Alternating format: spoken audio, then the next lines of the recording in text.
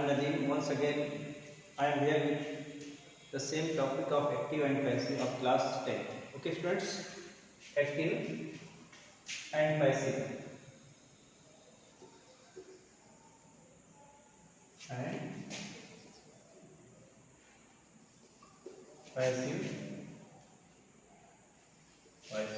Okay, students, आज इससे पहले मैंने आपको ट्रांजिटिव और इंट्रांजिटिव वर्ब के बारे में बताया था कि अगर ट्रांजिटिव वर्ब रहता है तो उसका पैसिव बनता है, लेकिन इंट्रांजिटिव वर्ब अगर है तो उसका पैसिव नहीं बनता है। ये बात है। आप अगला नोटिस में लिखिए, एक बहुत थोड़ा सा कॉम्प्लिकेटेड है, लेकिन इसको भी थोड़ा समझने की कोशिश करिएगा, हो सकता है आपको समझ में आए। स्टूडेंट्स लिखिए,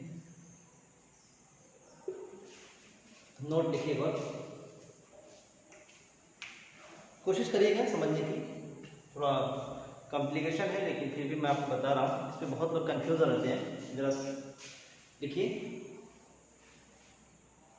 यदि किसी वाक्य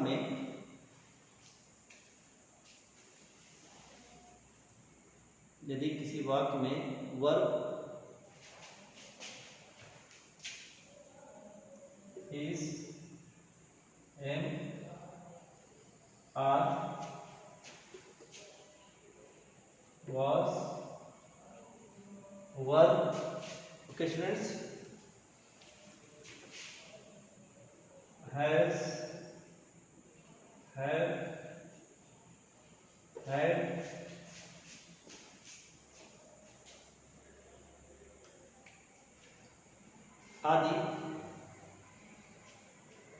आदि मेन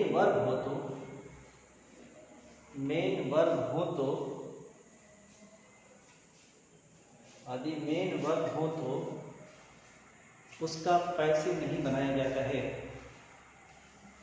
उसका पैसिव नहीं बनाया जाता है। ओके स्टूडेंट्स, ये देखिए,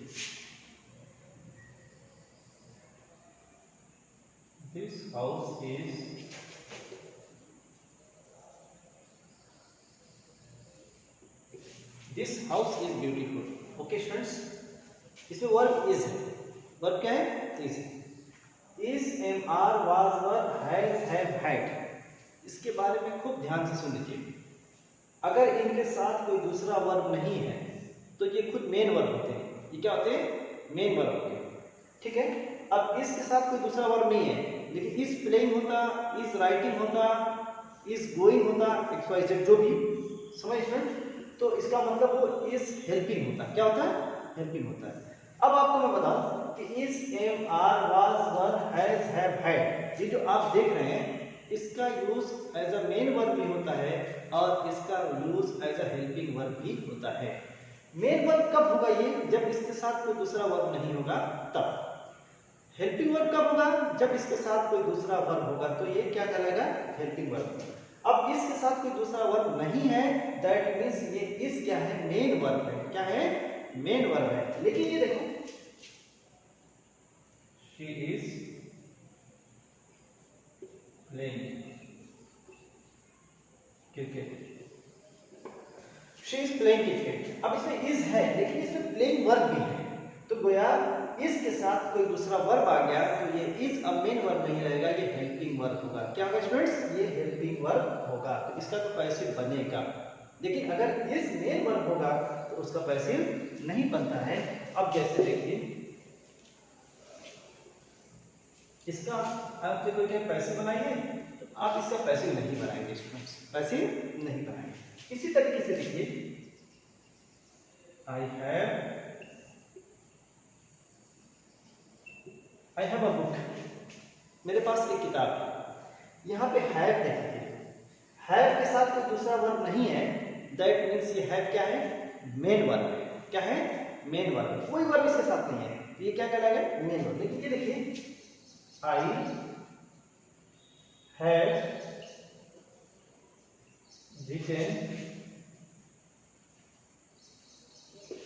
हैव रिटन अ लेटर। अब हैव है, लेकिन रिटेन उसके साथ एक और वर्ब आ गया, तो दैट मींस हैव क्या हुआ? ये रिटेन का हेल्पिंग हो गया। क्या हो गया बेटा? हेल्पिंग। इसका तो पैसिव बनेगा, लेकिन सिर्फ हैव होता, हैज होता, हैड होता और उसके साथ कोई दूसरा वर्ब नहीं होता तो उसका पैसिव नहीं बनता स्टूडेंट्स। तो इस सेंटेंस का आई हैव अ बुक, इसका पैसिव नहीं बनेगा, आप इसका पैसिव नहीं बनाएंगे स्टूडेंट्स, समझने की कोशिश करिएगा। मैंने बताया है is am are was verb has have और हैड अगर मेन वर्ब हो यानी किसी दूसरे वर्ब के साथ नहीं आए हो तो फिर उसका पैसिव आप नहीं बनाएंगे। कोई आपसे कहे इसका पैसिव बनाइए, आप क्या देना कि सर इसका पैसिव नहीं बनता है स्टूडेंट्स। इसको दोनों को लिख लीजिए, पहले बताएं फिर आगे।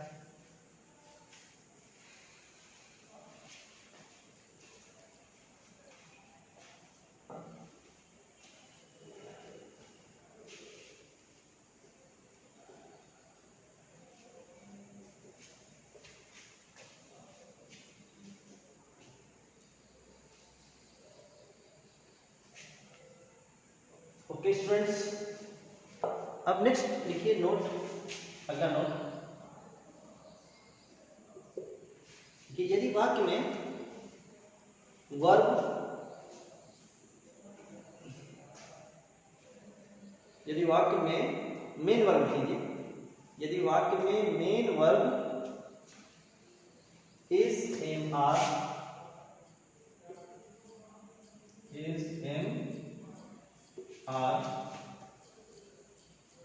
was verb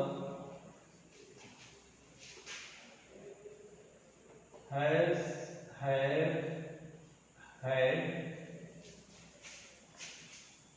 main verb is am are was verb have had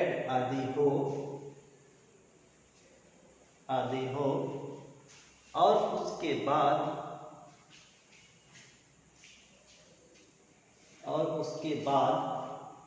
कोई इन्फिनेटिव हो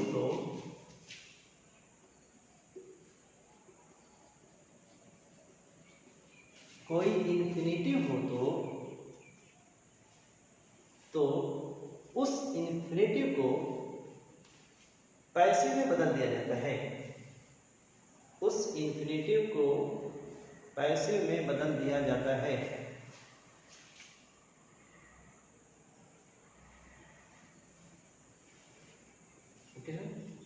उस इन्फिनेटिव को पैसिव में बदल दिया जाता है। अब देखिए स्टूडेंट्स, इन्फिनेटिव एवरीबॉडी नोस कि इन्फिनेटिव क्या होता है। वर्ब की फर्स्ट फॉर्म से पहले टू अगर आप लगा देते हैं तो वो क्या होता है, इन्फिनेटिव होता है। किसी भी वर्ब से कोई इन्फिनेटिव बनाना है उस वर्ब की फर्स्ट फॉर्म से पहले आप क्या लगा दें, टू लगा दें तो क्या बन जाता है, इन्फिनेटिव। जैसे टू प्ले, प्ले वर्ब की फर्स्ट फॉर्म है और उससे पहले टू लगता है तो ये क्या हुआ, इन्फिनेटिव। क्या हो गया, इन्फिनेटिव। और ये है एक्टिव, ये क्या है स्टूडेंट्स, एक्टिव। ये क्या है, एक्टिव। ठीक है। अब किसी भी इन्फिनेटिव को अगर पैसिव बनाएंगे तो आप क्या करेंगे, जो वर्ब की फर्स्ट फॉर्म है उसको थर्ड फॉर्म में कर देंगे और उससे पहले भी लगा देंगे तो ये क्या हो जाएगा पैसिव का, to be played, to be played. अब ये देखिए टू राइट, थर्ड फॉर्म में ले जाइए उसके पहले भी लगा दीजिए, क्या हो जाएगा, to be written,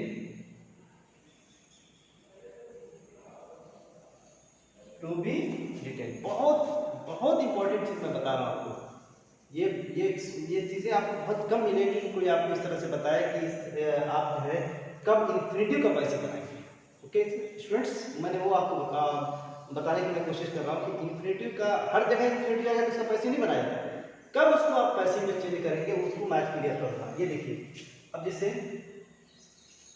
to beat है, टू बीट इज इन्फिनेटिव, अब उसका पैसिव इस इन्फिनेटिव का पैसिव बनाना है तो क्या हो जाएगा, टू बी बीटेन। क्या हो जाएगा, टू बी बीटेन। एक बात तो क्लियर है, अगर इन्फिनेटिव एक्टिव है तो एवरीबॉडी उसको पैसिव में बना सकता है कि नहीं स्टूडेंट्स। ओके समझ में आ रहा है। कभी भी इन्फिनेटिव अगर एक्टिव है और उस एक्टिव को आपको कहा जाए कि पैसिव बना दीजिए, जैसे टू प्ले है तो हो जाएगा to be played, to write है तो to be written, to beat है तो टू बी बीटेन। इसी तरीके से कोई सा भी एक्स वाई जेड कोई भी वर्ब होगा इन्फिनेटिव होगा, आप उसका पैसिव क्या कर सकते हो, बना सकते हैं। अब ये जरा देखिए,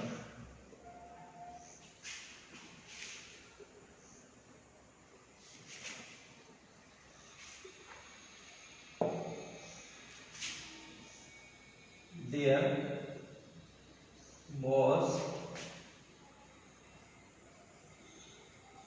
nothing to do in the village.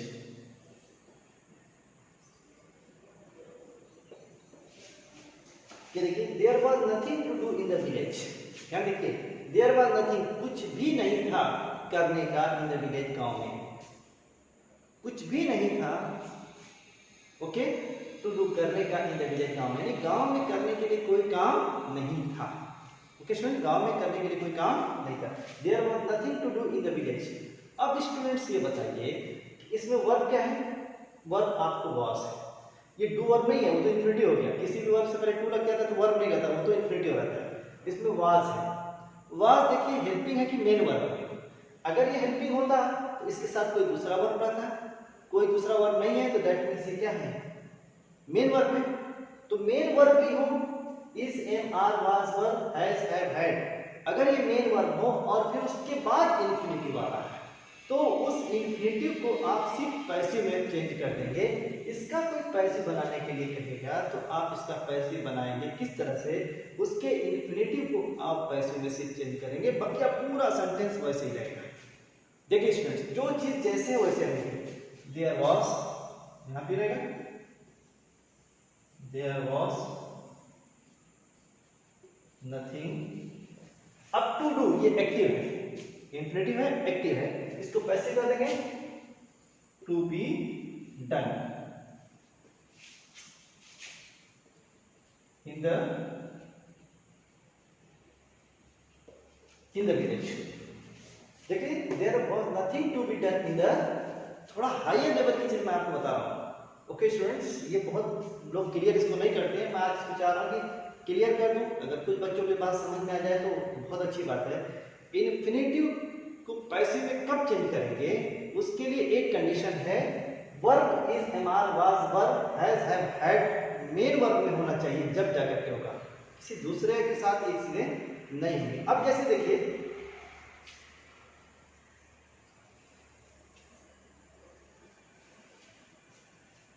अब ये इसको there was nothing to be done in the village हो गया। इसी तरीके से अब ये तो मैंने आपको वाज दिया, आई देखिए, I have 3 books to sell. ध्यान देखिए, I have 3 books to sell, मेरे पास 3 बुक है टू सेल, बेचने के लिए। I have 3 books to sell, to sell तो इन्फिनिटिव है, टू सेल क्या है? इन्फिनिटिव है। इसमें वर्ब क्या है? हैव। ये आप चेक कर लीजिए कि ये हेल्पिंग वर्ब है कि मेन वर्ब है। अगर इसके साथ कोई दूसरा वर्ब नहीं है तो दैट मींस ये मेन वर्ब है, ठीक है, मेन वर्ब है। और अगर इसके साथ कोई दूसरा वर्ब है तो वो हेल्पिंग होगा। यहाँ देख लीजिए, कोई दूसरा वर्ब नहीं है तो ये मेन वर्ब है, मेन वर्ब है और इन्फिनिटिव भी है, तो आप इस इन्फिनिटिव को पैसिव में चेंज कर देंगे, बाकी आप पूरा सेंटेंस जैसे है वैसे आप उतारेंगे। क्या हो जाएगा? I have 3 books to be sold. I have 3 books to be sold. अब देखिए, I have 3 books to sell, मेरे पास 3 बुक है टू सेल, बेचने के लिए।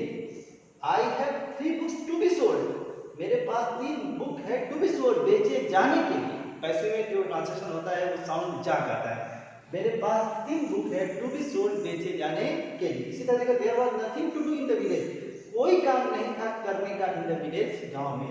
देयर वाज नथिंग, कोई भी काम नहीं था टू बी डन, किए जाने के लिए, किए जाने के लिए इन द विलेज, गांव में। इस तरह से अगर आपको आएगा तो आप इसको क्या कर सकते हैं, बना सकते हैं। स्टूडेंट्स, इसको लिख लीजिए।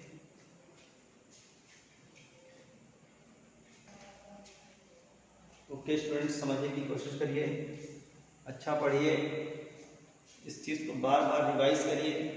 अगर आपको नहीं समझ में आ रहा है तो आप उसको कमेंट्स में डालिए कि सर ये चीज़ हमें नहीं समझ में आ रही है।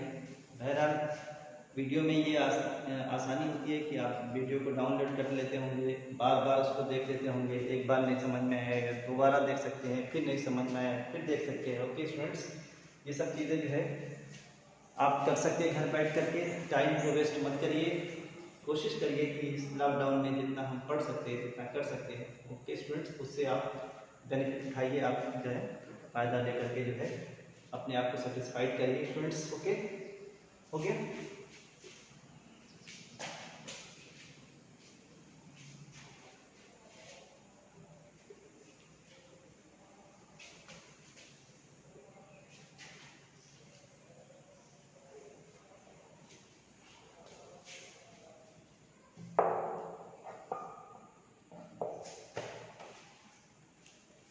ये देखिए, I taught Ravi how to speak, I taught Ravi how to speak English. I taught Ravi how to speak English, मैंने रवि को सिखाया इंग्लिश बोलना, है ना। मैंने रवि को सिखाया इंग्लिश बोलना। इनफिनिटिव से पहले हाउ लगता है, हाउ की कोई मीनिंग नहीं होती है। I taught Ravi how to speak English, मैंने रवि को सिखाया इंग्लिश बोलना। अब देखिए यहाँ पे टू स्पीक, ये भी इन्फिनिटिव, क्या है इसमें, ये भी इन्फिनिटिव है, ठीक है। लेकिन कोई भी इन्फिनिटिव कब वो पैसे में चेंज होगा, जब वर्ब उसमें क्या रहेगा, इज, एम, आर, वाज, वर या हैज या हैड। यहाँ पे टॉट वर्ब है तो वो इन्फिनिटिव चेंज नहीं होगा। ये इन्फिनिटिव एक्टिव है तो एक्टिव ही रहेगा। इन्फिनिटिव को चेंज होने के लिए मैंने आपको जो शर्त बताई, कंडीशन बताई है, उस पर ध्यान दीजिए कि वर्ब का इज, एम, आर, वाज, वर होना चाहिए या हैज, हैड होना चाहिए मेन, वरना फिर वो इन्फिनिटिव पैसिव नहीं बनेगा। अब इसका पैसिव बनाएंगे तो ये जो है आप जैसे हो वैसे ही रहेगा। तो I taught Ravi how to, ये कौन सा है, पास्ट इंडेफिनिट है, पास्ट इंडेफिनिट है, असर्टिव है। सबसे पहले आपको क्या आना चाहिए, और सब्जेक्ट, सब्जेक्ट क्या था उसके ऑब्जेक्ट से, एक्टिव है ऑब्जेक्ट। इस एक्टिव का ऑब्जेक्ट क्या है, आई टॉट रवि, मैंने रवि को पढ़ा, किसको पढ़ाया, रवि को, तो रवि सब्जेक्ट हो जाएगा। रवि वॉज, ये रूल पास्ट का है, सबको याद होगा, रवि वॉज टॉट। अब इसको जैसे हो सकता डाल लीजिए, how to speak English. Okay, Ravi was taught how to speak English. अब बाई, बाई के बाद क्या आना है, ऑब्जेक्ट, क्या आना है, ऑब्जेक्ट। ऑब्जेक्ट क्या है, ऑब्जेक्ट कहां से आएगा, सब्जेक्ट, सब्जेक्ट क्या है, आई, तो क्या हो जाएगा, मी। ये देखिए स्टूडेंट्स, तो क्या हो गया, I taught Ravi how to speak English, मैंने रवि को सिखाया इंग्लिश बोलना।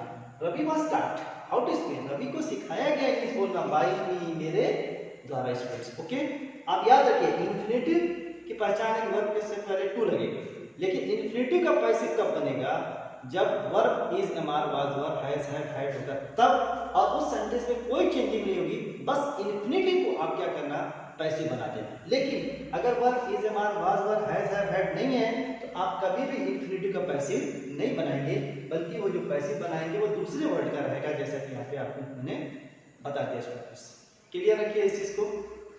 ओके, ये मैंने और एग्जांपल ऐसे ही दे दिया आपको ताकि आपको एक चीज बहुत क्लियर समझ में आ जाए। ओके स्टूडेंट्स, ठीक।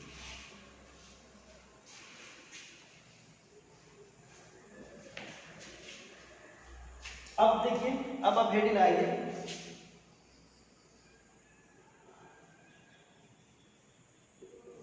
Imperative sentence, imperative sentence. Okay students, ये देखिए इम्परेटिव सेंटेंस, एवरीबॉडी नोज कि इम्परेटिव सेंटेंस क्या होता है। इम्परेटिव सेंटेंस हमेशा वर्ब की फर्स्ट फॉर्म से या डू नॉट से शुरू होता है। अगर अफर्मेटिव है तो वर्ब की फर्स्ट फॉर्म से, अगर नेगेटिव है तो वो डू नॉट से शुरू होगा। इम्परेटिव सेंटेंस सब लोग समझते हैं, इसको समझ लीजिए इसको।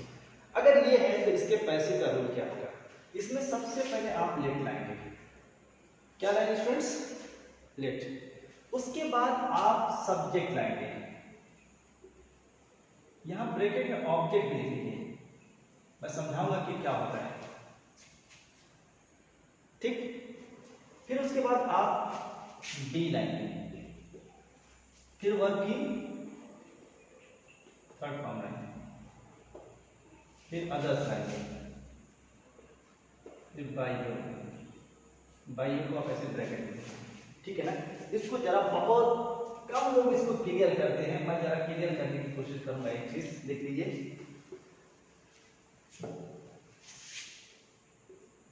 लेट,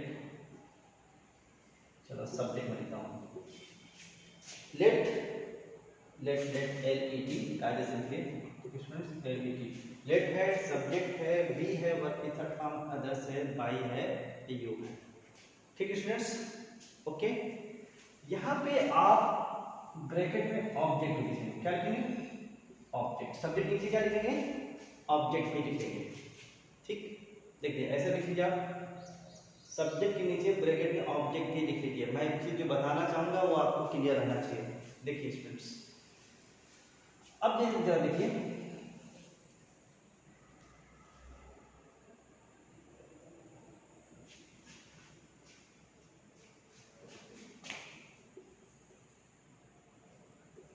help him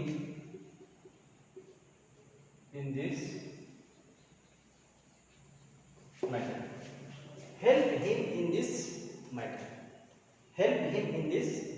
याद रखिए कभी भी मेन वर्ब पहले आ जाए, कहा जाए पहले आ जाए तो डेफिनेटली वो इंपरेटिव होता है। क्या होता है, इंपरेटिव।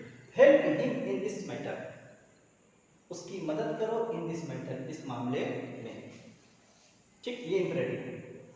अब इसको बनाने के लिए कैसे, ये तो एक्टिव है, हेल्प फर्स्ट फॉर्म है, थर्ड फॉर्म नहीं है, यानी ये एक्टिव है। इसका पैसे बनाने के लिए सबसे पहले आपको लेट लाना है, क्या लाना है, लेट। फिर उसके बाद सब्जेक्ट लाना है, ध्यान सुनिए, क्या लाना है, सब्जेक्ट। सब्जेक्ट कहां से लाना है, एक्टिव के ऑब्जेक्ट से। एक्टिव का ऑब्जेक्ट क्या है, हिम, देख लीजिए। तो हिम को आप सब्जेक्ट बनाएंगे तो ये क्या हो जाता है, ही, क्या हो जाता है, ही हो जाता है। लेकिन स्टूडेंट्स एक बात सुनिए, लेट के बाद अगर कोई प्रोनाउन आता है तो वो हमेशा ऑब्जेक्टिव फॉर्म में होता है। क्या होता है, रहेगा सब्जेक्ट लेकिन उसको रखना पड़ेगा किसको, ऑब्जेक्टिव फॉर्म। इसी वजह से बहुत सारे लोग यहाँ पे लेट के बाद ऑब्जेक्ट लिखते थे, क्या लिखते थे, ऑब्जेक्ट। लेकिन एक बात, वो ऑब्जेक्ट नहीं होता है, वो सब्जेक्ट ही होता है। लेकिन लेट के आने की वजह से उसके बाद जो प्रोनाउन आता है, खास तौर से पर्सनल प्रोनाउन वगैरह, वो किस में, किस फॉर्म में होते हैं, वो ऑब्जेक्टिव फॉर्म में होते हैं। तो वो आप हिम को ही में मत बदलिएगा, हिम को ही रहने दीजिएगा। है एक्चुअल में यहाँ पे ही, लेकिन लेट के आने की वजह से वो क्या हो गया, हिम हो गया। इसी वजह से लोग कहते हैं लेट के बाद ऑब्जेक्ट, ऑब्जेक्ट जो है वही यूज कर दीजिए, उसको बदलिए मत। लेकिन मैंने थोड़ी सी बारीकी आपको समझाया कि असल एक्चुअल ही है वो, लेकिन लेट के आने की वजह से वो क्या बन गया, हिम बन गया है। अगर लेट नहीं रहता तो क्या रहता, ही रहता है। फिर आप उसके बाद क्या लेंगे, बी, फिर वर्ब की थर्ड फॉर्म, वर्ब क्या है, क्या हो जाएगा, हेल्प। फिर क्या आएगा, अदर्स। अदर्स में क्या है, in this matter,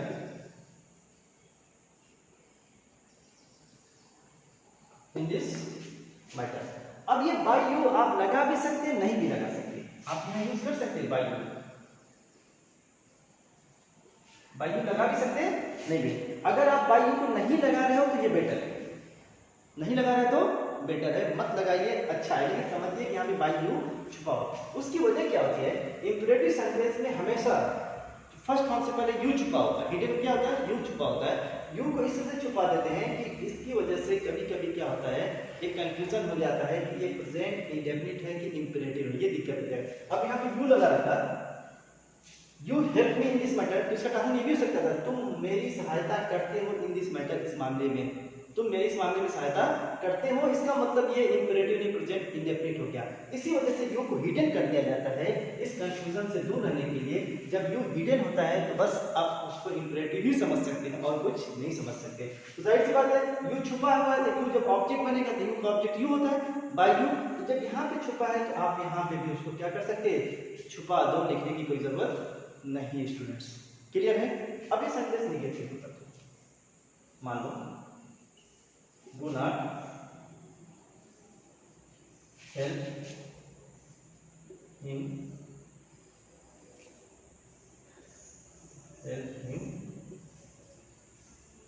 in this matter. ये देखो, do not help him in this matter. अब ये क्या है, इंपेरेटिव है, डू नॉट से शुरू है। इंपेरेटिव सेंटेंस या तो फर्स्ट फॉर्म से शुरू होगा या तो डू नॉट से शुरू होगा। ये भी इंपरेटिव है। अगेन निगेटिव है, इसमें क्या करेंगे आप डू को हटा देंगे, डू को क्या करेंगे हटा देंगे, इसको भी लेट से शुरू करेंगे, लेट। ओके स्टूडेंट्स, ऑब्जेक्ट क्या हिम, ही को ही बनाना था, लेकिन लेट की वजह से आप ही नहीं करेंगे, उसको ही रहने देंगे। फिर यहाँ पे आप लगाएंगे नॉट, फिर बी, फिर वर्ब की थर्ड फॉर्म। ओके स्टूडेंट, फिर उसके बाद अदर्स, अदर्स में क्या है, इन दिस मैटर। अब बाय यू लगा भी सकते हैं, नहीं भी लगा, मैंने कहा कि बाय यू ना लगाओ, तो ये क्या है बेटर, ये क्या है बेटा बेटर। क्लियर है, इसको लिख लीजिए। ओके स्टूडेंट्स, तो आज आपने देखा कि इंपरेटिव सेंटेंस का आप कैसे कैसे बनाएंगे, ये मैंने आपको बताया। ठीक है स्टूडेंट्स, इसी इंपरेटिव के बारे में कुछ चीज़ें और हैं जो मैं कल के लेक्चर में बताऊंगा आपको, इसके बाद वाले लेक्चर में कि वो क्या चीज़ें हो सकती हैं। ठीक है, अभी इंपरेटिव में एक चीज़ बची हुई है, वो मैं आपको क्लियर करूँगा। ठीक है स्टूडेंट, इतना आप समझिए, आज जितना मैंने पढ़ाया है उतनी कोशिश करिए कि आपको समझ में आना चाहिए स्टूडेंट। ओके स्टूडेंट्स, तो thanks for this class, we see again, have a nice day, okay thanks.